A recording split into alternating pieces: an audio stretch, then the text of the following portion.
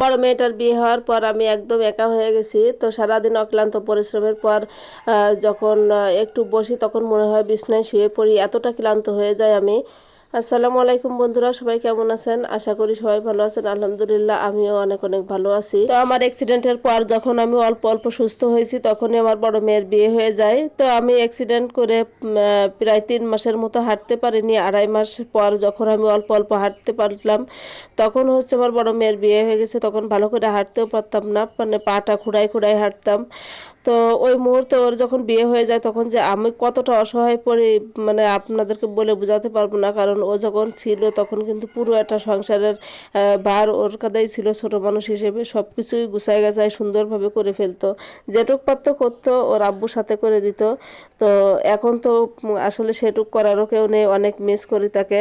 তো যাই হোক, কি বলবো আপনাদেরকে, আমি আসলে ভাষায় প্রকাশ করতে পারি না। মাঝে মাঝে এতটাই অসুস্থ লাগে আমার যে মনে হয় যে একদম বিছনায় আমি শুয়ে থাকি। তো শুয়ে থাকলে তো মহিলা মানুষ হয় না, বোঝেন আপনারা যারা সংসার গৃহিণী আছেন।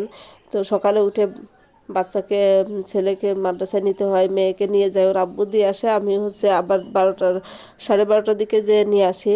তো এইভাবেই দিন যাচ্ছে আমার সংসারের কাজ কাম, পাশাপাশি হাঁস মুরগি আছে কিছু, তারপর মেশিনের কাজ করি।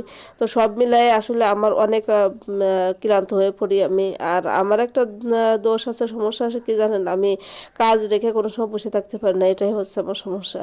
মানে আমি এই যে হাঁস মুরগি টুরগি এগুলো কিন্তু আমি শখ করে পুষি, মেশিনের কাজও নিয়ে শখ করে, আমার ভালো লাগে এগুলো করতে।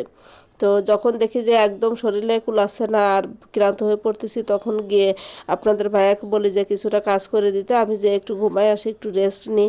এইভাবেই আমার দিন যাচ্ছে। তো এই যে আজকে যেরকম সারাদিন রান্না টান্না করতে পারি নাই, এখন রাতে এসে রান্না করতেছি। এখানে পুঁই শাক ভাজি করেছি আর ওই যে পাঙ্গাস মাছ ভুনা করতেছি। তো ছোট মেয়েটা কয়েকদিন ধরে বলতেছে কি যে আম্মু পাঙ্গাস মাছ ভুনা খাবো, আব্বুকে আনতে বললো। তো ওর আব্বু নিয়ে আইছে।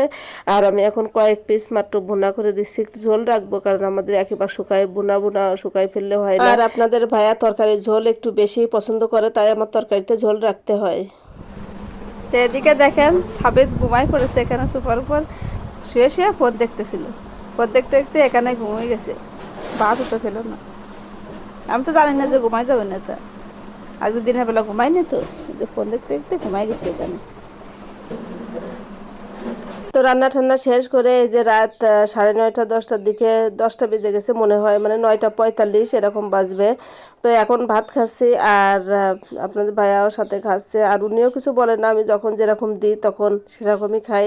দেখেন মাছের কালারটা কত সুন্দর হয়েছে, আর আমার ছোটো মেয়ে বলছে আম্মু অনেক সুন্দর হয়েছে। আর আমার ছোটো মেয়েকেও বলেছি যে তোমার আপি যেরকম কাজ করতো আমাকে সব দিকে মানে সাহায্য করতো, তুমিও ওইভাবে এখন থেকে শিখবা, কারণ যেহেতু মেয়ে মানুষ তার কাজ শেখাই লাগবে। তো আজকের ভিডিওটি এই পর্যন্ত, সবাইকে ধন্যবাদ, আল্লাহ হাফেজ।